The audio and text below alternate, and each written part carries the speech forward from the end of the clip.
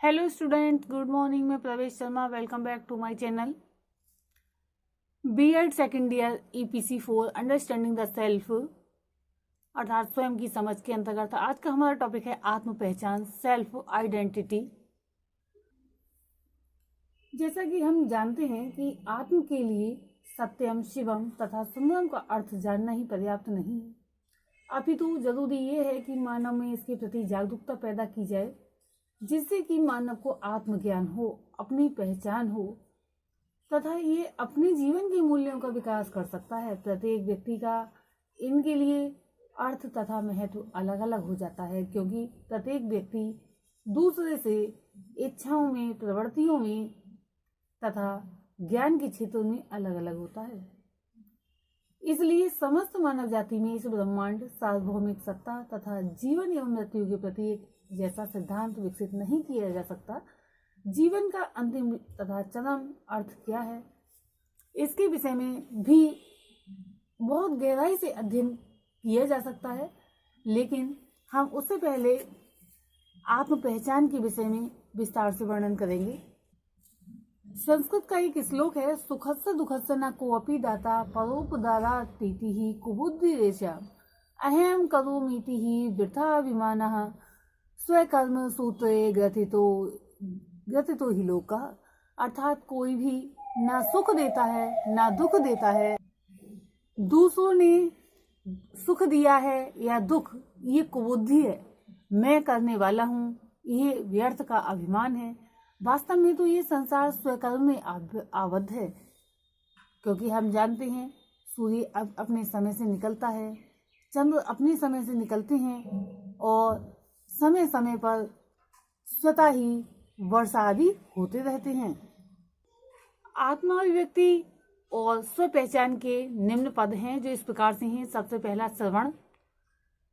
किसी भी व्यक्ति को किसी भी ज्ञान के लिए या किसी भी बात को अच्छी प्रकार से श्रवण करना चाहिए। कहने का तात्पर्य ये है कि सुनना चाहिए।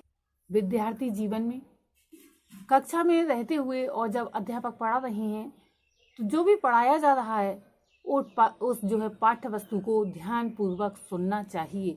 घर में माता पिता के उपदेशों को ध्यान पूर्वक सुनना चाहिए, कहीं भी गुरु के उपदेशों को ध्यान पूर्वक सुनना चाहिए। अथवा हम कहीं भी सत्संग आदि में जाते हैं, वहाँ भी जहाँ जो अच्छे वचन कहे जा रहे हैं उनको ध्यान पूर्वक सुनना चाहिए। इसके लिए ये आवश्यक हो जाता है कि मन की शुद्धि आवश्यक है। अगर मन शुद्ध नहीं है तब सदुपदेश भी हमें बुरे लगने लगते हैं, इसलिए मन शुद्ध होना चाहिए। दूसरा पॉइंट है हमारा मनन, अर्थों पर मनन करना, जो कि हमने सुना है। कहीं भी कक्षा में या माता पिता के वचन अथवा सत्संग में अथवा कहीं पर भी हमने कोई बात सुनी है तो उसके अर्थों पर मनन करना चाहिए, विचार करना चाहिए। तीसरा पॉइंट है हमारा निधिध्यासन, लगातार आत्म ध्यान। जैसा कि हम जानते ही हैं, क्योंकि हमारा जो ये पॉइंट टॉपिक चल रहा है आत्माभिव्यक्ति, आत्म पहचान, उस पर ध्यान केंद्रित करना। अर्थात जो हमने सुना है उस पर मनन किया और अपने विषय से लगाकर उसको जो है लगातार आत्म ध्यान करना। ये शिक्षा ग्रहण करने में भी तीनों पद अत्यंत महत्वपूर्ण है, क्योंकि अगर इन तीन पद का प्रयोग नहीं किया जाएगा तब शिक्षा व्यर्थ ही रहेगी। श्रवण, मनन, ध्यान केंद्रित करने के द्वारा ही ज्ञान के द्वार खुल जाते हैं। ध्यान मग्न रहने के लिए दर्शन शास्त्र में यानी कि फिलॉसफी में बहुत कुछ तैयारी पर बल दिया गया है। प्रथम शरीर की शुद्धि आत्मनिग्रह द्वारा प्राप्त की जाए, फिर मन को संयम, नियम तथा तपस्या द्वारा शुद्ध किया जाए तथा अंत में एकाग्रचित होकर ध्यान लगाया जाए। यहाँ पर तपस्या से मतलब ये नहीं है कि पहाड़ों पर जाकर बैठा जाए, अपने घर पर ही एक स्थान, ऐसा एकांत स्थान होना चाहिए जहां पर हम ध्यान लगा सकें। ध्यान से तात्पर्य ये है कि अपने विषय में सोच सकें, क्योंकि जब हम भीड़ वाले स्थान पर होते हैं तो अपने लिए जगह पाने के बारे में ही सोचते रहते हैं और हमारा ध्यान दूसरे लोगों पर केंद्रित रहता है। और जब हम एकांत स्थान पर होते हैं तब हमारे संपर्क में अन्य व्यक्ति नहीं होते हैं। लेकिन कभी कभी होता क्या है कि हम जब एकांत स्थान पर होते हैं तब भी हम दूसरों के विषय में ही सोच रहे होते हैं कि उसने ये ऐसा क्यों नहीं किया, उसने ये काम वह व्यक्ति क्यों नहीं कर पाया, उसके मुझसे कम नंबर क्यों आए। तो इस विषय में सोचने से अच्छा है कि हम और अच्छा करें, हमारी जो कमियां हैं हम उनको दूर करें, या फिर हम क्या कर सकते हैं उसको हम उस पर हम अमल करें। कहने का तात्पर्य ये है कि नियमित डायरी भी हमारी होती है जिसमें हम अंकित करते जाते हैं कि हम क्या कार्य कर पाए हैं अथवा क्या नहीं कर पाए हैं। तब हम एकांत में बैठकर हम एक बार उसको पढ़ सकते हैं। अगर हमारी जो कमियां थी जो दूर करनी हैं उन पर कट का निशान लगा सकते हैं, और जो हमारी अभी रह गई हैं उनको हम कार्य रूप में पुनः पुनः परिणित कर सकते हैं और फिर पुनः उसमें सफलता प्राप्त कर सकते हैं। अब हम देखेंगे कि स्वयं को समझने के उपाय, यानी कि कौन कौन से ऐसे उपाय हैं जो कि हम स्वयं को समझने के लिए कर सकते हैं। तो सबसे पहला पॉइंट है हमारा टाइमलाइन, यानी कि रूपरेखा। स्वयं को समझने के लिए अपने जीवन की रूपरेखा आवश्यक हो जाती है। आज तक की प्रत्येक सफलता, असफलता, उपलब्धि, अपनी कमियां, अच्छाइयां, बुराइयां, परेशानियां, प्रेम और नफरत, तथा सबसे इम्पोर्टेंट अपनी लाइफ का लक्ष्य यानी कि एम, सब कुछ लिखना चाहिए। ये बहुत ज़्यादा जरूरी हो जाता है।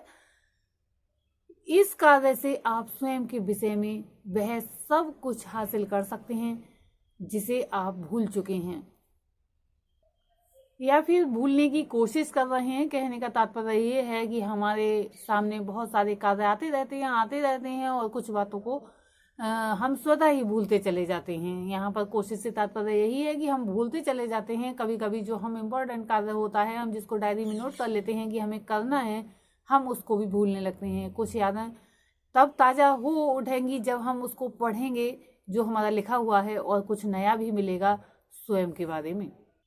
नेक्स्ट पॉइंट है अतीत के अनुभव समझना और सीखना, एनालाइजिंग पास्ट एक्सपीरियंसेस। जब आप अपनी टाइमलाइन को पढ़ेंगे उस समय आपके अपने अतीत की यादें प्रसन्न करने वाली हों अथवा तकलीफ देने वाली, क्योंकि कभी कभी होता क्या है कि जब हमारी कोई ऐसी घटना घटित होती है जिसमें कि हम कोई काम नहीं कर पा रहे हैं, तब वह दुख देने वाली घटना बन जाती है। जब हम उसको पुनः पढ़ते हैं तकलीफ देने वाली बन जाती है। तो यहाँ पर चाहे प्रसन्न करने वाली हो अथवा तकलीफ देने वाली, उन्हें भूलने से पहले उनसे सीखने का प्रयास करना चाहिए। यानी कि जब तकलीफ देने वाली घटना थी तो किस कारण से थी, हमारी क्या कमियां रह गई थी। ये कार्य आपके जीवन को एक नया तथा बेहतरीन आकार देगा।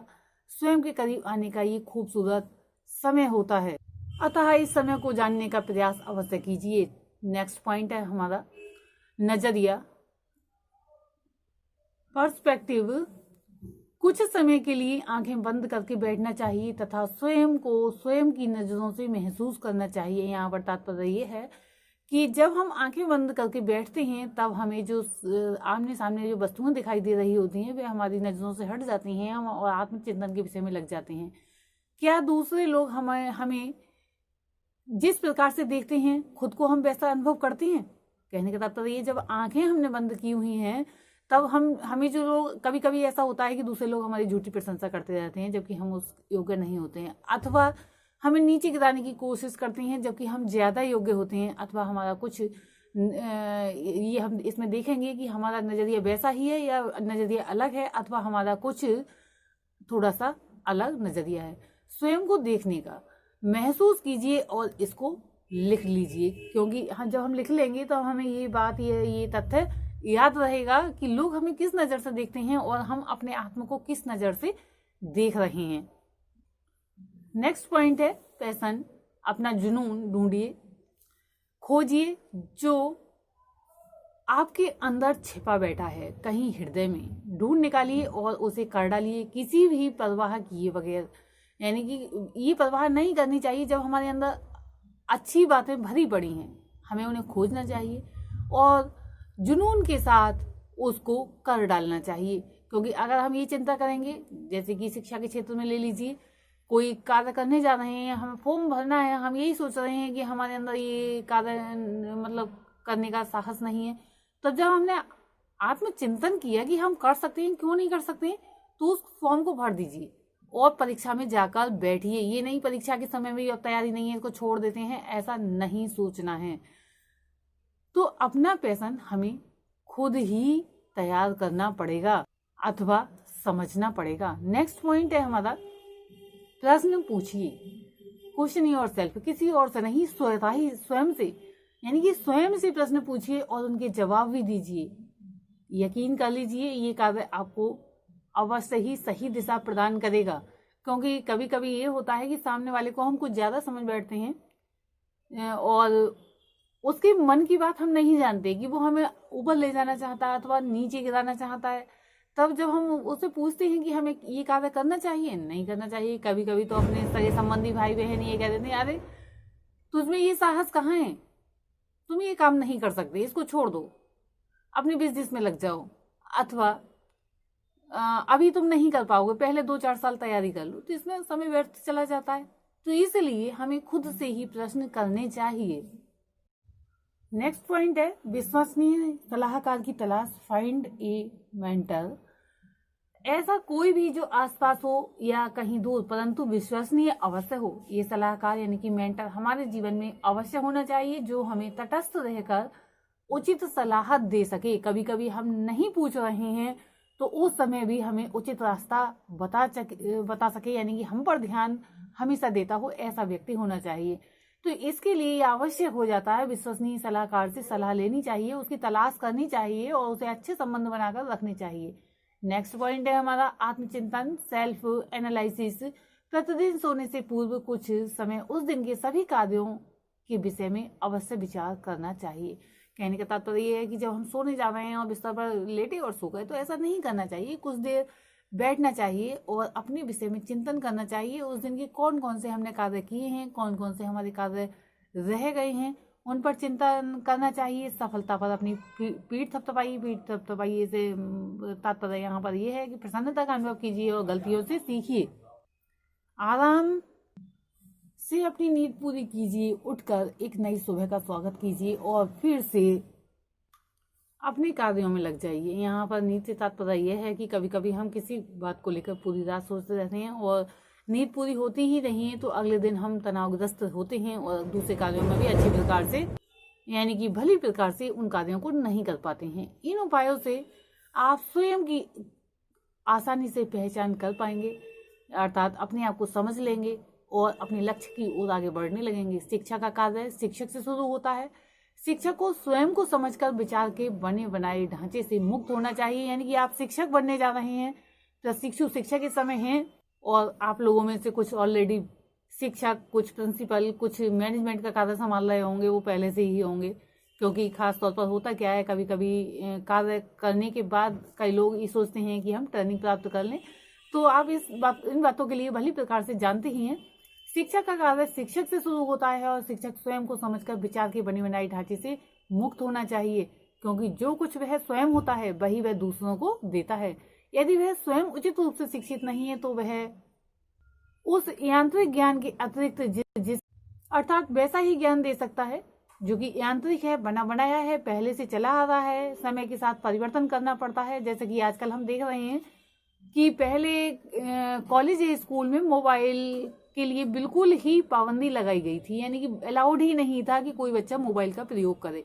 लेकिन आज के समय में मोबाइल को अनिवार्य कर दिया गया है। ऑनलाइन क्लासेस चल रही हैं, बच्चों को ये प्राथमिकता दी जा रही है कि आप किसी भी इस जो है सेवा से अपनी पढ़ाई करें, चाहे कंप्यूटर के माध्यम से, लैपटॉप के माध्यम से अथवा मोबाइल से ही आप अपनी पढ़ाई सुचारू रूप से जारी रख सकते हैं।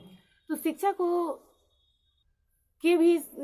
के लिए समय के अनुरूप बदलना चाहिए, बदलती ही है।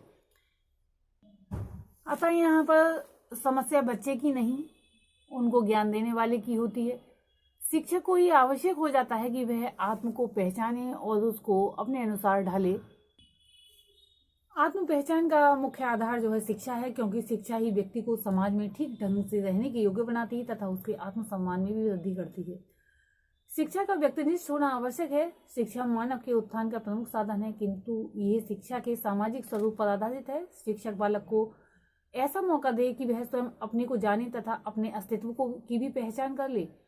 शिक्षण विधियां व्यक्तिनिष्ठ होनी चाहिए। बालक शिक्षा के द्वारा योग्य बने कि वे स्वयं सत्यम शिवम तथा सुंदरम को पहचाने और उसके अलावा भी नॉलेज को प्राप्त करें। पाठ्यक्रम में जो नीति शास्त्र व धर्म को भी मान्यता मिलनी चाहिए। कहने का तात्पर्य ये है कि ऐसी शिक्षा प्राप्त होनी चाहिए जिससे कि उसके कैरेक्टर का भी बहुत अच्छी प्रकार से विकास हो सके। विद्यालय की व्यवस्था पर इस प्रकार की जो कि छात्रों को इतनी पर्याप्त स्वतंत्रता प्रदान करे कि वे अपनी पसंद का विकास कर सकें, अपने जीवन को समझ सकें तथा अपने जीवन के चरम लक्ष्य को प्राप्त करने के लिए भी संघर्ष कर सकें। आज के लिए इतना ही, धन्यवाद।